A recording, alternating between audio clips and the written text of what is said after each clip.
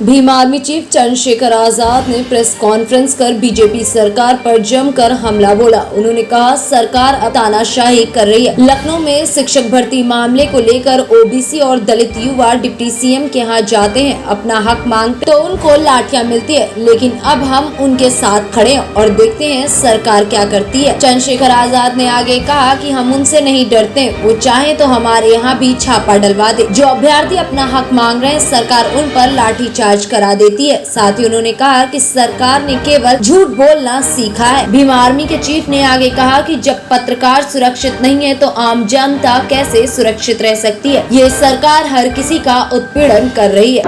देखिए, मुद्दे तो मैं बता चुका हूँ। ये साइकिल यात्रा का समापन हुआ और साइकिल यात्रा, बहुजन साइकिल यात्रा, जाति तोड़ो समाज जोड़ो, बहुजन समाज बनाओ, भाईचारा बनाओ। और बीजेपी जो बंटवारे की राजनीति करती है उससे पहले ही अपने समाज को सावधान करो। और जो बहुजन विरोधी बीजेपी की नीतियां थी उनको जनता के पटल पे ले जाकर रखा है, चाहे किसानों के विरोध में हो, मजदूरों के विरोध में, महिलाओं के विरोध में हो, नौजवानों के विरोध में हो, वो सारी बातें रखी है। ये सब चीजें ठीक है, लेकिन मुख्यमंत्री बताए कि 1 करोड़ 61 लाख रोजगार कहाँ दिए, कोई लिस्ट है? तो ये झूठ बोल के मैनेजमेंट की सरकार कब तक जो है जनता का बेवकूफ बनाएगी, जनता अब उस समय हिसाब करेगी। जिस तरह दलितों पे, पिछड़ों पे अत्याचार हो रहे हैं, जैसे मुन्ना पासवान का घर तोड़ा गया, उनको जाति का शब्द कहे गए, उनके साथ मारपीट की गई, उन पर झूठे मुकदमे लगाए गए। उसके बाद यहाँ जो 69,000 शिक्षक भर्ती में बच्चे यहाँ जो आंदोलन कर रहे हैं, उन बच्चों का हाथ तोड़ा गया। बीजेपी कार्यालय पर उनको जातिगत गालियां दी गई। उन बच्चों को 12-13 बच्चों को बुखार है, वो आंदोलन में है, वो उनको रोटी की परेशानी हो रही है। इससे स्पष्ट होता है कि दलित पिछड़ों का अधिकार खाने के लिए सरकार ने कसम खा रखी है। सरकार को दलित पिछड़े पे जवाब देंगे। महंगाई की मार देख लीजिए, पेट्रोल डीजल के दाम देखिए, तमाम तरह से जनता परेशान है, अपना घर नहीं चला पा रही। मुख्यमंत्री को फर्क नहीं पड़ता है। और एक अभी अलीगढ़ में एक दलित समाज के बच्चे के साथ मॉब लिंचिंग हुई। रविंद्र नाम का एक लड़का है, उसके साथ मॉब लिंचिंग हुई है। मॉब लिंचिंग करके उसकी हत्या की गई।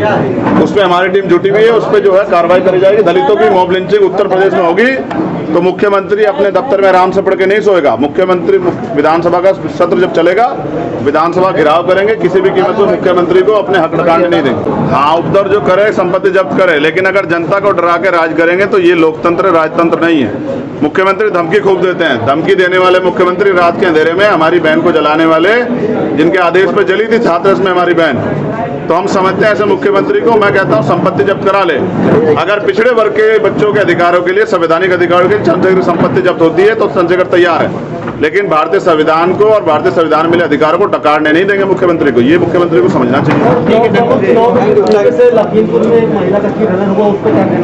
देखिए, ये सरकार बेटी बचाओ बेटी पढ़ाओ की बात करती है, लेकिन इनके ही अधिकारी कर्मचारियों के सामने बेटियों के, बहनों के चीरहरण होते हैं, तो ये इनके कथनी करने में फर्क है। फिर मुख्यमंत्री संवैधानिक पद पे बैठ के धमकियां देते हैं। क्या मुख्यमंत्री को शोभा देता है? सत्ता का दुरुपयोग करते हैं। हमने मुख्यमंत्री का बुरा समय भी देखा है लोकसभा में।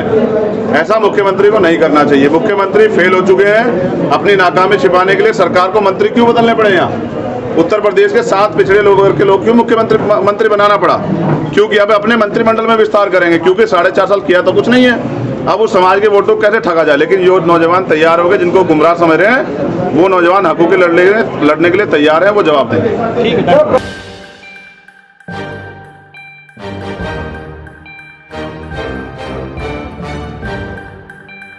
फिलहाल इस खबर में बस इतना ही।